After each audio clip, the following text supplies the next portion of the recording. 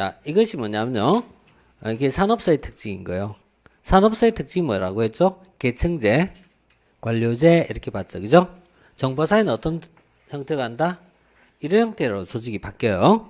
이걸 탈계층제, 수평적 구조, 팀 조직 이렇게 불렀죠?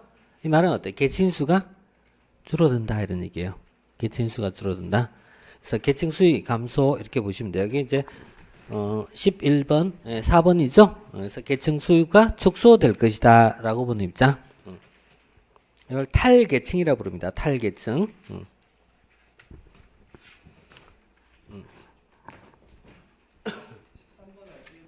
13번, 1번.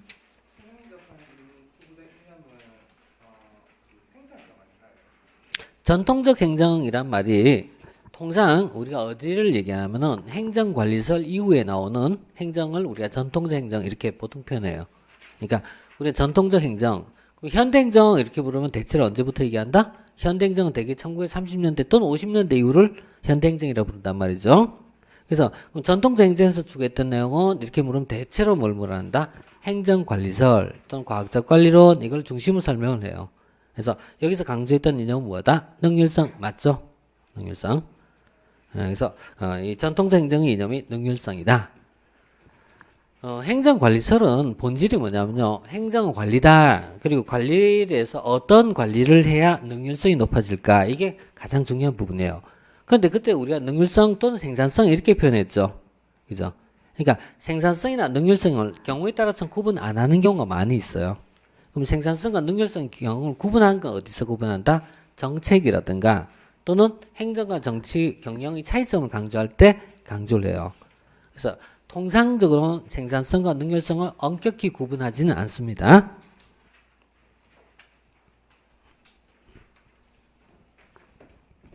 자, 나머지는 되겠죠? 3번은 뭐 명확히 틀렸으니까. 그죠? 자, 13번 이렇게 봤고요. 또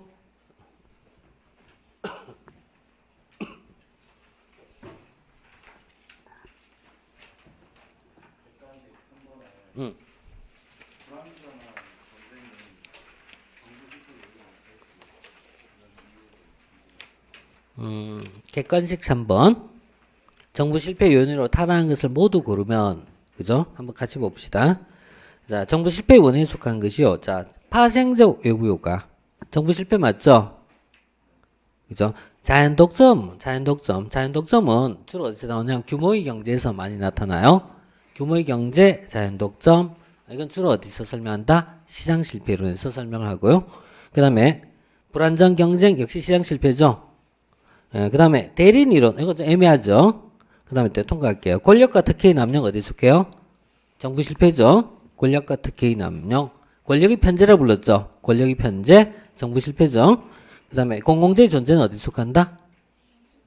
시장 실패죠. 그래서 여기서 정부 실패에 속한 것이 명확한 것은 파생적 외부 효과 명확하고 그죠?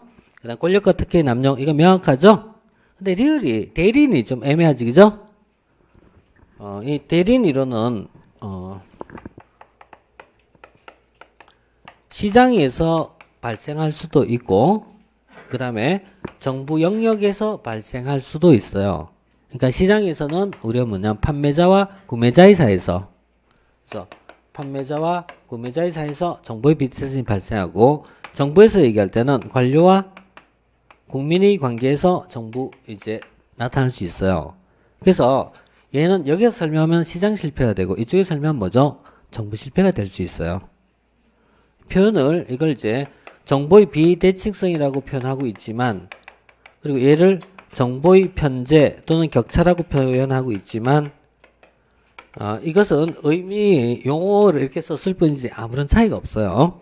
그래서 이 대리인 이론은 시장 실패를 설명할 수도 있고 정부 실패를 설명할 수도 있어요. 따라서 어디에 나오든 맞는 쪽입니다. 대리인 이론은 시장 실패로서도 맞고 정부 실패로서도 맞아요. 다만 출제하신 분이 이걸 좀 더 명확하게 구분해 주면 좋겠는데 출제자의 합리성을 나는 믿고 싶어요. 묻겠습니다. 뭐냐면 출제자라 해도 완벽하지는 않아요. 그죠? 출제자 완벽하지는 않아요. 하지만은 어느 쪽에서도 맞다. 이건 맞아요. 어느 쪽도 쓸 수 있다. 이렇게 얘기하면 여러분이 경제학에서 보통 설명할 때는 이거 가지고 경제학에서 많이 설명해요. 나중에 여러분 경제 파트를 공부하면 이렇게 많이 나와요. 이제 뭐 우리 행정에서는 아래쪽을 주로 많이 설명하는 용어를 사용합니다. 그래서 두 군데 다 나올 수 있습니다. 어느 쪽 붙여도 됩니다.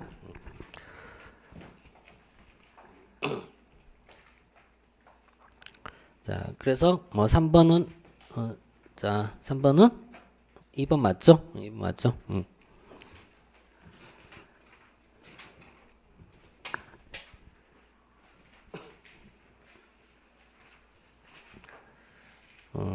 네, 또. 객관식 2번. 이건 이제 뭐냐면은, 우리가 외부성이란 말을, 그렇지, 이번에 들어온 게 정상이죠. 외부성이란 말을 우리가 통상 어디서 쓰죠? 시장 실패라는 것을 설명할 때 사용해요. 외부성은 시장 실패로 설명한 것이 일반적입니다. 그런데 이것을 확장하는 거예요. 확장하면 어때요? 정부 간 외부성이라는 개념이 넓어져요. 그러니까 외부성의 개념을 이게 일반적 의미지만 이걸 확장하면은 정부 간 외부성이라는 개념으로 설명할 수가 있어요. 이렇게 얘기하면은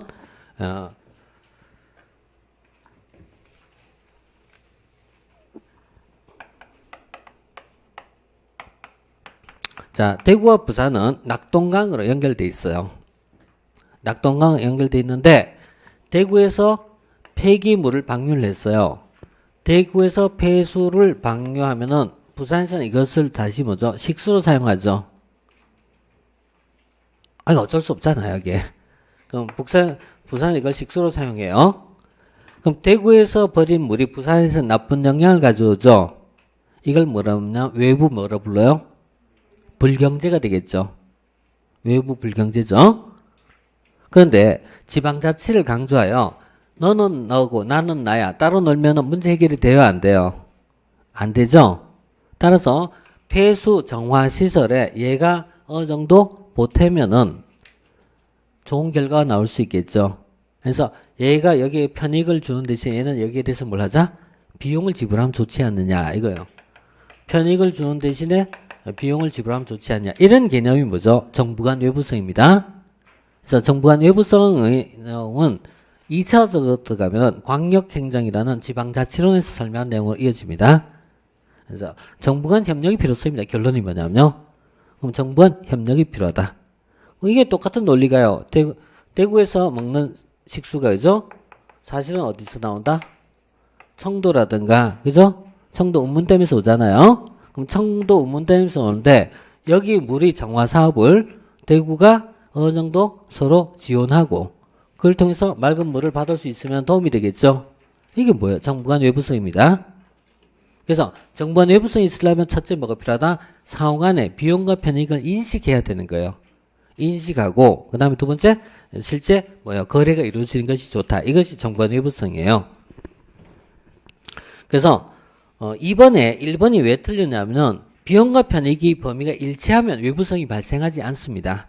문제는 일치하지 않기 때문에 외부성이 발생한 겁니다. 외부성이란 말은 이거 아니겠습니까? 비용은 지불하지 않고 편익이 오거나 또는 손해가 왔을 때 외부성이 문제잖아요. 근데 두 개가 일치하면 어때요? 거래의 내부화가 이루어져 갖고 더 이상 외부성의 문제가 발생하지 않습니다. 문제는 어떤 경우에 발생한다? 비용은 지불하지 않고 일방적으로 편익이 오거나 또는 일방적으로 손해가 발생했을 때는 이거 뭐죠? 외부성이 있는 거죠. 그래서 1번의 문제는 비용과 편의가 일치하지 않을 때 외부성의 문제가 발생한다. 그리고 만약에 일치하면 어때요? 문제 해결 이렇게 하면 돼요. 자, 이게 외부성이 확장된 개념이에요. 그래서 1번 왜 틀린지 되겠죠? 자, 2번이나 3번 같은 맥락이에요. 같은 맥락. 네, 좋아요. 그 다음에 아니 똑같은 말이에요.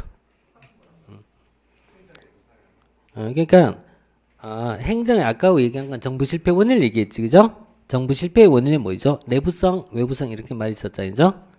정부 실패에 보면 뭐다? 내부성. 정부 실패의 내부성이라는 말은 뭐였죠? 정부 실패에서 내부성이라는 말은 사회의 목표와 행정 내 조직의 목표가 일치하지 않은 것을 우리가 내부성이라고 불렀죠. 그래서 내부성이란 사회가 추구한 목표를 행정 내의 조직이 달성하지 못한 것이다 이런 얘기예요. 그래서 얘는 뭘 추구한다? 이걸 추구한다 이런 얘기죠. 이걸 내부성이라고 부른 거예요. 그래서 행정은 뭘 가지고 있다? 내부성을 가지고 있다. 자신의 목표는 추구하지 사회적 목표는 추구하지 않는다 이런 얘기. 이거 행정의 내부성이 문제. 그래서 정부 실패해야 됩니다. 이거는.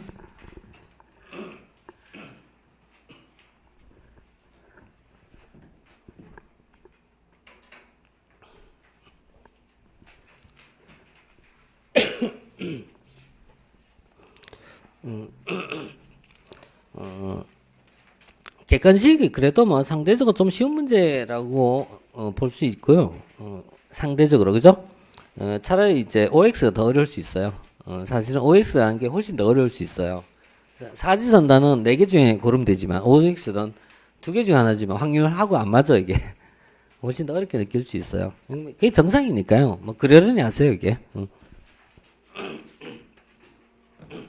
자, 다른 내용 된 것 같아요? 된 것 같아요? 5, 4, 3, 2, 땡. 타임아웃. 자, 그래요. 오늘도 수고 많이 했어요. 자, 다음 주에 또 우리 열심히 또 건강히 보도록 합시다. 예, 수고했어요.